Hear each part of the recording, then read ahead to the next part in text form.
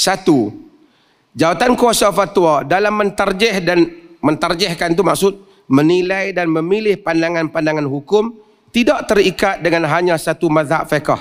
Sebaliknya membahas dan mentarjihkan, yakni menilai dan memilih pandangan-pandangan fiqh yang ada dalam 4 mazhab utama atau selain daripadanya dalam kalangan ahli sunnah wal jamaah jika ada keperluan untuk berbuat demikian.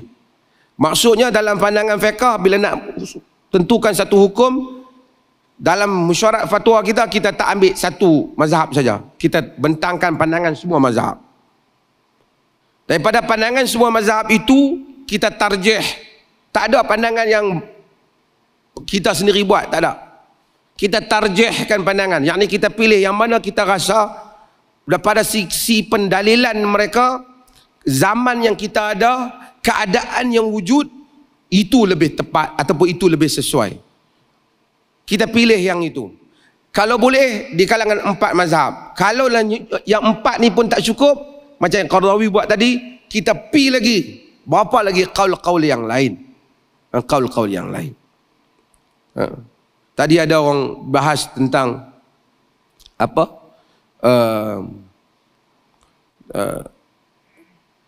Nasab anak. Dr. Akram kata ada yang kurang daripada 6 bulan.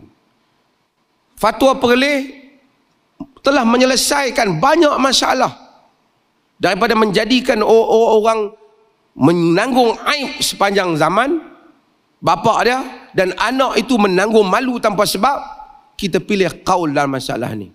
Walaupun ada qaul ni di kalangan mazhab Abu Hanifah, dikaitkan pandangan Abu Hanifah dalam hal ni, ada qaul-qaul fuqaha yang kita sebutkan tadi, mereka juga memberikan pandangan ini.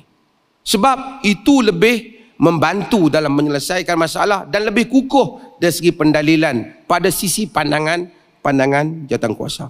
2, bagi hukum hakam yang telah ada dalam mazhab-mazhab muktabar yang tidak berkait dengan faktor perubahan, jawatan kuasa akan memastikan pandangan yang dikeluarkan telah didahului oleh mana-mana mujtahid muktabar yang terdahulu. Yakni bagi hukum hakam yang tak perlukan ijtihad baru, tak ada kaitan dengan perubahan zaman, tak ada keadaan yang mendesak, ada dalam kitab-kitab yang lepas, kita akan cuba pastikan pandangan yang kita keluarkan itu memang telah ada qaul di kalangan ulama-ulama mazhab. Tak ada, saya selalu sebut, tak akan ada. Tuan-tuan boleh cari satu pendapat dalam jawatan kuasa Perleh ni, keluar satu hukum, tak ada satu mazhab kata pandangan tu. Tak ada. Tak ada. 3, bagi isu-isu baharu yang tiada fatwa daripada para mujtahid yang terdahulu, jawatan kuasa fatwa akan melihat kaedah dan hujah yang diguna pakai dalam ijtihad para mujtahid dan membandingkannya dengan isu berkaitan. Dalam isu semasa seperti ini, keputusan fatwa semasa di pelbagai peringkat juga diambil perhatian. Ada benda baru macam COVID dulu, isu nak tutup masjid umpamanya, takut orang terkena COVID umpamanya. Isu nak jarakkan umpamanya, kita ambil kira semua.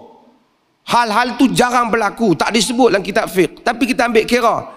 Boleh tak penjarakan kalau sekiranya ada benda yang membahaya, mengelakkan daripada penyakit atau seorang tak merapatkan. Kita bandingkan pula antara tanggungjawab menjaga diri daripada kena penyakit dengan sunnah merapatkan saf. Itu semua kita ambil kira. Kerana hal tu memang nak rujuk dalam kitab fiqh tak ada. Walaupun ada Ibn Hajar menyebut masjid-masjid ditutup pada zaman berlakunya wabak, tapi kita ambil kira bagaimana pelaksanaannya. Kerana hal itu berlaku bukan kosong. Argument pada kes-kes yang hampir serupa walaupun tak sama telah kita ambil kira di dalam mengeluarkan fatwa. Tuan-tuan dan puan-puan, untuk jawatan kuasa fatwa, dia nak keluar fatwa, dia tak boleh Dr. Basri, Dr. Akram, saya dan semua yang ada, Dr. Ruzaimi, Dr. Zaharuddin, semua yang ada ni, bila nak keluarkan fatwa, kita 15 orang, kita nak keluar fatwa berhubung dengan perubatan, kita sendirilah fikir, Google tengok macam mana, lepas tu kita keluar. Tak boleh. Kita akan panggil pakar perubatan berkaitan, main bentang pada kita. Dia kena ceritakan macam mana dari segi. Kalau kita tak puas hati dengan penerangan dia, kita cari lagi yang lain yang berbeza pandangan dengan dia, bagi pandangan kat kita. Sehingga baru kita rasa jelas, baru kita keluarkan pandangan kita. Sebab tu kadang-kadang tengok ada doktor juga dalam fatwa. Bukan, dia datang untuk sesi itu saja. Pakar haiwan ke, kita nak bincang tentang makanan ikan yang kita keluar, haram ke halal. Ikan dia berapa hari bila dia makan najis, dia hilang najis di tubuh dia. Kita panggil bahagian akor tu. Kita panggil bahagian tu, mari terang pada kita. Kita tanya dia. Kita nak keluarkan tentang alkohol tu, kita panggil bahagian kementerian dan orang yang terbabit. Barulah sesuatu fatwa itu boleh dibuat. Keempat, bagi pengamalan ibadah di Perlis, Jawatankuasa Fatwa banyak mentarjih, yakni menilai dan memilih apa yang diamalkan dalam mazhab Syafi'i dan Hambali. Ini kita beritahu dalam keadaan banyak. Tuan-tuan tengok, bismillah perlahan, bismillah tak kunut. Ini dalam mazhab Hambali, dalam mazhab Imam Ahmad, dan juga mazhab lain juga tidak kunut seperti mazhab Abu Hanifah, kan? Banyak juga amalan-amalan yang lain sebenarnya diamalkan di atas pandangan dalam mazhab Syafi'i, yang diamalkan. Tiada fatwa dalam hal ehwal ibadah negeri Perlis yang terkeluar daripada qaul imam-imam mazhab dan para mujtahid yang diiktiraf umat. Secara umumnya Jawatankuasa akur dengan semua khilaf yang mu'tabar dalam ibadah, tetapi memilih qaul yang ditarjihkan, yakni dinilai, dipilih untuk amalan rasmi. Maksudnya tak ada lagi, tengok kalau amal ibadat senarai puasa, ada senarai kan, untuk bulan puasa semayang tarawih ke apa, semua yang kita tarjihkan itu ada di dalam qaul-qaul imam di dalam mazhab, khususnya dalam mazhab Syafi'i dan dalam mazhab Hambali. Tak ada qaul yang Perlis keluarkan, tak ada siapa kata Perlis kata, tak ada. Semua telah didahului oleh imam-imam. Dalam masalah yang khilaf, fatwa iktiraf, kita iktiraf. Bismillah perlahan pun kita kata, bismillah kuat pun kita tak kata bid'ah. Tapi kita kata amalan rasmi yang ditarjihkan ialah bismillah perlahan bagi bacaan yang jahar. Kalau ada orang bismillah kuat, dia bukan imam, dia semayang sendiri, tidak ada apa-apa kesalahan di sisi perundangan kita. Kata dia kunut, tidak ada kesalahan di sisi undang-undang kita. Tapi bila dia jadi amalan rasmi, iaitu dia mengamalkan sebagai imam rasmi di masjid yang dilantik oleh kita, dia mengamalkan amalan yang ditarjihkan oleh kita. Habis itu orang kata Perlis, dia kata kunut sesat. Itu dia sendiri reka, dia sendiri meroyan. Dia tak ada, kita tak keluar fatwa tu. Sebab tu sila baca teks fatwa tu. Kita akan kata ada pun sekian-sekian khilaf yang mu'tabar. Semua ujung tu kita akan melihat perkataan khilaf yang mu'tabar. Khilaf yang mu'tabar, maksud khilaf yang diiktiraf. Walaupun sebahagian amalan tu ada ulama yang menyebut bid'ah, seperti qunut subuh, ada ulama yang menyebut bid'ah. Tapi dalam fatwa kita tidak mention perkataan bid'ah tu. Kita kata bahawasanya kita tak memilih yang itu.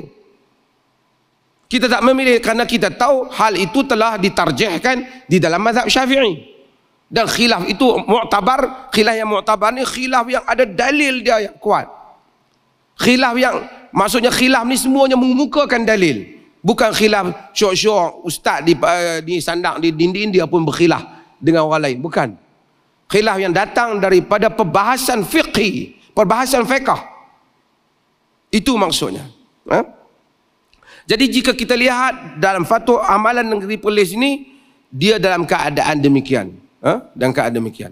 Sebahagian orang tu dia kata mazhab dia pun tak tahu. Macam dia kata dalam mazhab Syafi'i patutnya lepas semayang kena zikir kuat-kuat ramai-ramai dan kemudian baca doa ramai. Perlis ni tak ikut. Itu bukan mazhab Syafi'i. Dalam terang-terang tak ada tu. Boleh baca. Disuruh perlahankan, melainkan untuk mengajar untuk satu ketika dan kemudian diamkan. Kitab-kitab dalam mazhab ulama-ulama Syafi'i tidak suka zikir yang kuat sehingga mengganggu orang ataupun dikuatkan zikir. Itu kadang-kadang orang yang dakwah ni mazhab Syafi'i, depa ni mazhab lain, dia pun tak tahu Syafi'i itu Syafi'i apa. Kita tanya mazhab Syafi'i itu ambil di mana? Dah depa kata mazhab Syafi'i macam tu. Mazhab ni dia ada sumber dia untuk dirujuk. Dia ada sumber dia untuk dirujuk. Dan ada kaedah-kaedah dia untuk dibaca. Membezakan qaul dia yang asah, yang masyhur. qaul ashab dia, yang sahih, yang asah, dan macam-macam lagi kaedah di dalam membaca buku-buku. Bagi setiap mazhab ada kaedah-kaedah yang tersendiri. Okey. Dalam hukum hakam munakahat dan muamalat, munakahat ni penikah kahwin. Tuan-tuan perempuan ada letak ni? Dalam hukum hakam munakahat dan muamalat, pendirian jawatan kuasa fatwa lebih terbuka dengan melihat kepada nas dan maslahah, dalam masa yang sama berusaha memastikan fatwa yang dikeluarkan mempunyai asas daripada mazhab yang empat atau para mujtahid yang lain. Maksudnya dalam nikah kahwin, muamalat, fatwa kita taklah sangat tertumpu pada mazhab Syafi'i dan Hanbali. Kita lebih luas. Sebab itu tuan-tuan tengok, macam saya selalu duduk sebutlah, harum manis pun kena zakat kat Perlis ni. Itu samalah mazhab Hanafi umpamanya. Umpamanya hak penjagaan anak, kita tarjihkan pandangan bahawasanya maslahah anak lebih diambil kira daripada latar belakang agama ibu ataupun bapa. Ini kita lihat kaul, sebahagian kaul dalam mazhab Malik, dan walaupun bukan dia kaul utama, tapi yang disebut di sebahagian fuqaha Malik dan juga sebahagian fuqaha dalam mazhab Ahnaf. Kerana kita ambil kira banyak faktor. Kalau mak tu umpamanya, kalau anak bapa tu jaga, bapa tu kalau kaki dadah ke apa yang membahayakan anak, kita ambil kira juga soal kemaslahatan, the interest of child, kan, maslahah kepada budak-budak tersebut. Jadi kita lebih luas dalam hal tu. Sebab tu tengok, mungkin tadi tengok fatwa-fatwa yang telah dibentangkan tadi tentang janin, tentang berniaga dengan non-Muslim, tentang masalah tanam rambut dan seumpamanya. Ada kita ambil daripada Ibn Taymiyah tentang qasar, yang kadang-kadang keluar Ibn Taymiyah daripada mazhab Hanbalinya. Dan kemudian banyak lagi contoh-contoh ni. Kita lebih kadang-kadang, walaupun sampai hal-hal ini, kita lebih luas. Kerana apa? Yang membabitkan urusan-urusan orang nak kena keluar bekerja, pegawai kerajaan berurusan, kan? Okey.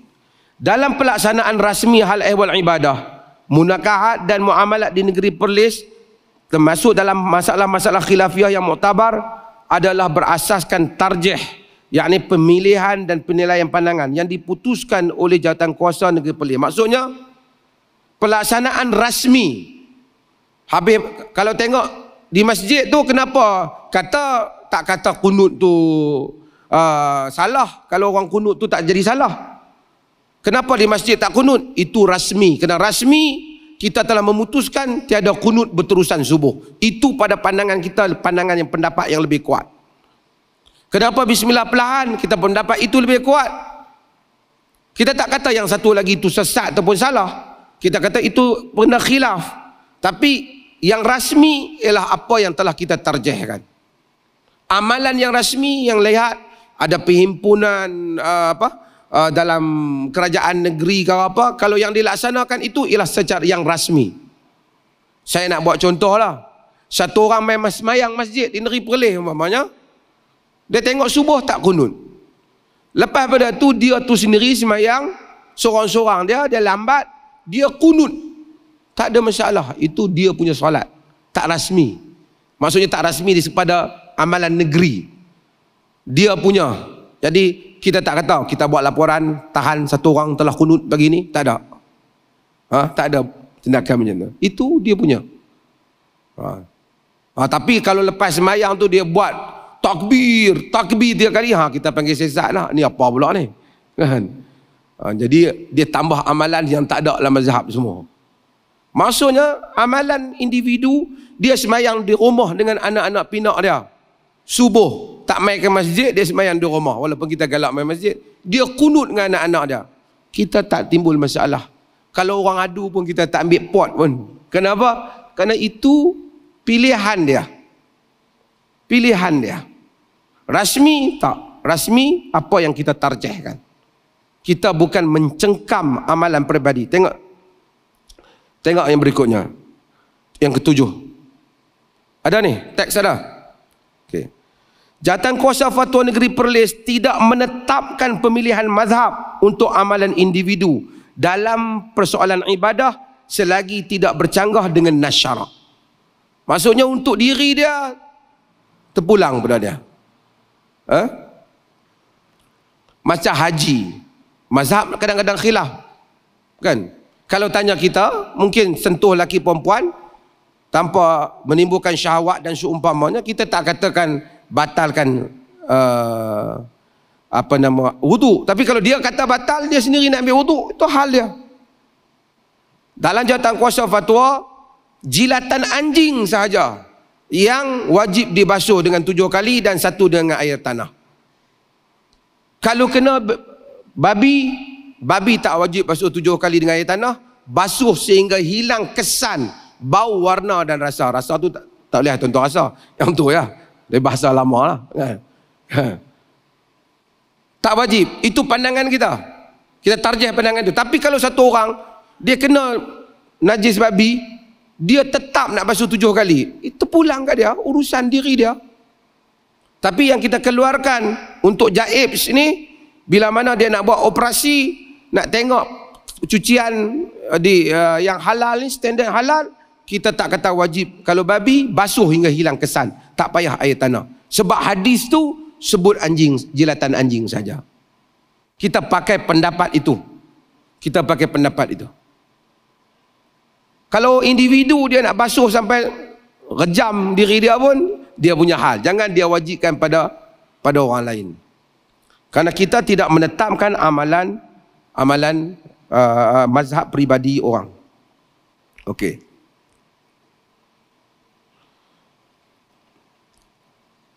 Seseorang boleh memilih mana-mana mazhab muktabar dalam melaksanakan amalan ibadah secara peribadi. Walau bagaimanapun, pelaksanaan umum ibadah masyarakat terikat dengan fatwa yang dikeluarkan. Bila umum, buat secara umum, membabitkan orang ramai, ikut fatwa. Kalau tidak, kita tak ada penyelarasan. Okey, yang berikutnya ialah yang ke-8. Tuan-tuan dan perempuan, faham tak penerangan saya ni? Faham tak? Kau duk tunggu nak bagi habis nak makan nasi? Faham tak? Sagi faham maksudnya bila orang bertanya, tuan-tuan boleh habaq boleh tak? Boleh habaq tak? Okeylah. Adapun perkara munakahat dan muamalah yang menjadi amalan masyarakat di dalam berurusan sesama manusia, setiap individu terikat dengan fatwa yang dikeluarkan. Ini berasaskan kaedah keputusan pemerintah menghilangkan khilaf. Kerana hukmul hakim yarfa'ul khilaf. Hukum pemerintah mengangkat khilaf. Macam mana? Suami, saya selalu buat contoh ni. Nak bagi faham. Contoh ni paling mudah faham. Suami kata kat isteri dia, dia geram kat kita, aku talak hang 10 talak. Ada kepala meletup sikit kan? 3, dia bagi the first round tu, dia bagi 3 talak. Kalau dia rojok, dia tu duduk di Kedah, dia rojok ke mahkamah Kedah, maka jatuh berapa talak? 3 talak. Kalau rojok di mahkamah Perlis, jatuh berapa talak? 1 talak. Katakanlah isteri dia kata, abang bagi sampai 3 sampai hati abang. Ini cerita di Kedah. Bukan nak hina orang Kedah, nak contoh. Tak ada kaitan hina tak hina, ni contoh. Suami dia kata, walaupun sebut 3, tapi sebenarnya jatuh 1 ya ikut-ikut. Isteri dia kata, mana ada? 3 lah. I pun lama duk tunggu peluang ni. Contoh lah kan. tak. Ataupun dia 3. Isteri dia kata, tak, I dah mengaji daripada kecil, 3. Suami dia tak, 3-1 bagi pusingan yang pertama. Tak apa. Kita kena pergi rojok. Ke mana? Ke mahkamah. Rojok mahkamah di Kedah. Mahkamah Kedah pun kata 3 hukumnya. 3. Ketika itu jadi berapa? 3. Kerana perselisihan antara dua pihak, bila campur tangan pemerintah, keputusan pemerintah memutuskan hal ni. Tuan-tuan faham tak? Faham tak? Tak faham lagi contoh lain pula. Dia berselisih di negeri Perlis. Suami dia kata, amboi abang bagi sampai 3, habislah kita. 3-1 je ikut. Kita kali pertama. Tak nak kira 3-3 lah. 3 mana? 3-1 je abang mengaji. 3-3. Jom kita pergi rujuk mahkamah. Mahkamah kata 1. Jadi jatuh berapa? 1. Kerana hukum pemerintah dalam hal perselisihan ni, dia mengangkat apa? Mengangkat perselisihan. Hukum pemerintah tu yang memutuskan. Saya buat contoh hal lain nak bagi faham. Isteri dia kata 3 di Kedah. Suami dia kata 1. Lama-lama kenapa abang kata 1? 3. Saya duduk mengaji 3. 1. Hang tak percaya, hang dengar. Dia pun bagi mana siapa lah, ceramah ke apa. Isteri dia dengar, isteri dia convince. Isteri dia accept. Isteri dia terima. Betul dia kata no. Tak apalah kita kira 1. Jadi dia pun mengadu kepada hakim tanpa khilaf. Dia pun mengadu kepada hakim, talak yang pertama telah berlaku. So tak ada khilaf, tak ada persisihan di kalangan dia. Kami telah cerai 1 talak. Kalau di pihak abang 3, hakim tu bagi 3 lah. Dia abang kata 1, hakim putuskan 1 lah. Melainkan dia abang sebenarnya dia buat 3, tapi saya itu balik pada hakim. Tapi kalau dia abang sebenarnya kami telah cerai dengan talak 1. Sebab isteri dia convince hak 3 tu sebenarnya kira 1. Dia abang 1. Itu maksudnya. Tapi kalau berlaku perselisihan, pemerintah memutuskan. Itu kaedah. Walaupun kadang-kala yang pemerintah putuskan itu bukan yang paling kuat. Tapi bagi nak mengelakkan perselisihan. Fuqaha buat kaedah tu. Bukan artinya yang pemerintah putuskan itu mestilah itulah pendapat yang kuat di segi syarak. Tak. Tapi oleh kerana pemerintah memilih, kuasa penyelesaian mengelakkan manusia berbalah itu menjadi tanggungjawab pemerintah. Keputusan pemerintah selagi mana tak mungkar diterima. Macam tu juga bila berselisih hal-hal berhubung dengan hukum hakam. Katakanlah dia kata anak kita ni boleh bin kepada suami dia. Tok Wan dia kata tak boleh. Bapa dia kata boleh walaupun kurang daripada 6 bulan. Pemerintah boleh kata boleh. Maka bolehlah Tok Wan dia tu sudah buat kalut lah.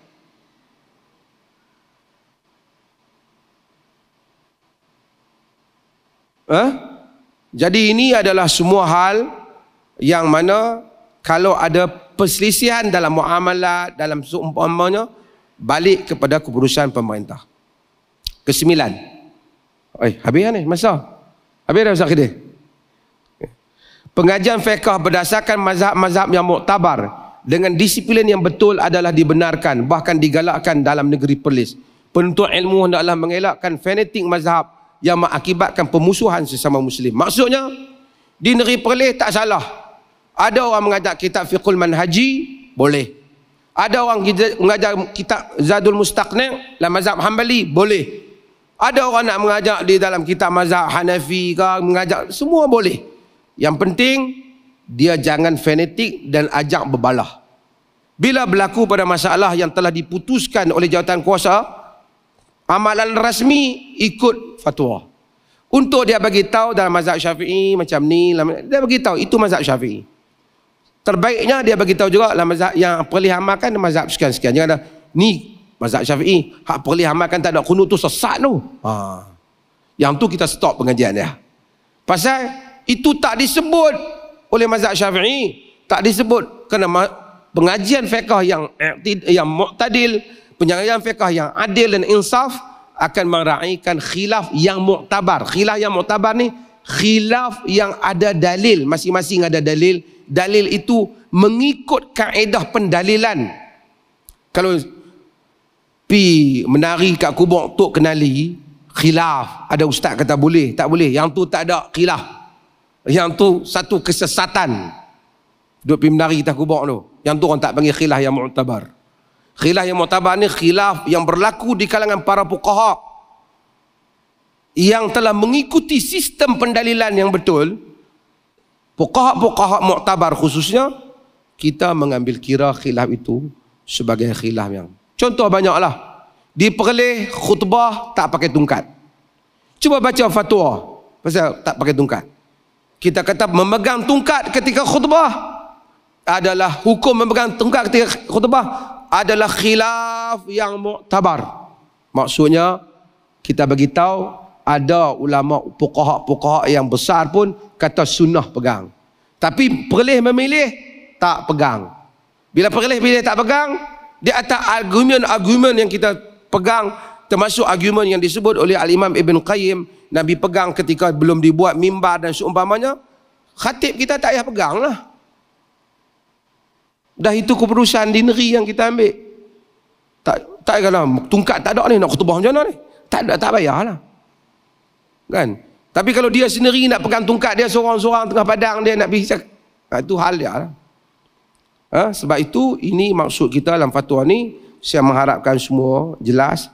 Ini saya secara impromptu sajalah. Mari sekadar apa yang terlintas untuk saya sebut di sini. Terima kasih banyak. Saya dengan ini Bismillahirrahmanirrahim merasmikan majlis penutup kepada seminar penerangan isu-isu fatwa peringkat negeri Perlis ini. Alhamdulillah. Dan alhamdulillah allazi bi ni'matihi tatimmus salihat. Segala puji bagi Allah yang mana dengan nikmatnya telah sempurnalah perkara-perkara yang baik. Dan insya-Allah kita akan ada siri-siri yang banyak lagi. Mudah-mudahan semua kita kongsi fatwa-fatwa ni untuk kita melihat bagaimana dia berbeza. Sikit saya nak sebut pada orang yang dengar ni, fatwa pihak yang mengeluarkan pandangan sahaja dengan kami yang fatwa ni pihak yang otoriti.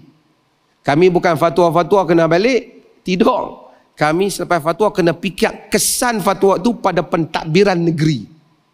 Jadi sebab itu kadang-kadang ada pertimbangan-pertimbangan yang kita sebut. Kenapa kita kata macam ni? Kita tak putuskan dia terus kerana kita mengambil kira soal pentadbiran. Supaya dia tak jadi kacau dalam pentadbiran, dia selaras dalam pentadbiran. Kenapa kita tak kata semua satu pegang mazhab kita saja? Kenapa kita bagi ruang? Kerana kita pentadbir. Di bawah kita ada rakyat. Dan rakyat tu ada yang keluar, ada yang masuk ke dalam negeri Perlis. Kalau orang tu mai daripada Kelantan, mai daripada Terengganu, mai daripada tempat lain, masuk bah, berhenti dalam masjid negeri Perlis, kemudian dia semayang sama-sama dia mungkin tak tahu peraturan kita, dia buat antara dia, bukanlah amalan yang rasmi, kebetulan, dia berhenti-berhenti, kita tak menganggap itu sebagai satu kesalahan jenayah kepada dia. Dia semayang-semayang, dia pun kunut lah sama-sama dia, tapi jangan dia jadi imam. Dia sama-sama dia berhenti, dia pun patutnya dia ra'i lah ahli tempat tu, tapi dia tak tahu apa, tiba-tiba dia pun kunut lah, biasa dia pun kunut. 3 orang lepas semayang, mai lambat, dekat pukul 7 dah nak keluar, apa pun kunut. Kita pun taklah kepung dia ambil tindakan, untuk dia ambil tindakan di bawah enakmen syariah kerana melanggar fatwa. Kita kata amalan peribadi dia, selagi mana dia tak jadikan kempen.